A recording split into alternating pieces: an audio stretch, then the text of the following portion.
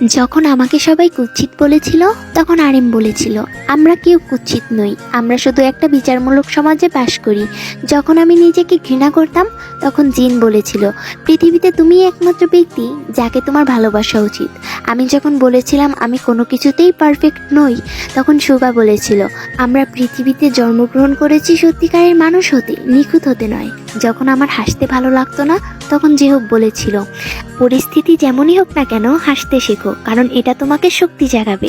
আমি যখন বলেছিলাম আমাকে কেউ পছন্দ করে না তখন জিমিন বলেছিল নিজেকে কখনো একা মনে করবে না, সবসময় মনে রাখবে কোরিয়ার সিওল শহরে এমন একজন মানুষ আছে যে তোমাকে মন থেকে বিশ্বাস করে এবং ভালোবাসে। যখন আমি অতীত ভেবে কষ্ট পেতাম তখন ভি বলেছিল ভুলে যাও যা তোমাকে কষ্ট দেয়, কিন্তু এটা কখনো ভুলে যেও না সেই কষ্ট থেকে তুমি কি শিক্ষা পেলে। যখন আমি বলেছিলাম আমাকে সবাই খারাপ বলে তখন জংকুক বলেছিল তোমার নামে কে কি বললো সেটা পরোয়া না করে নিজের মতো বাঁচো।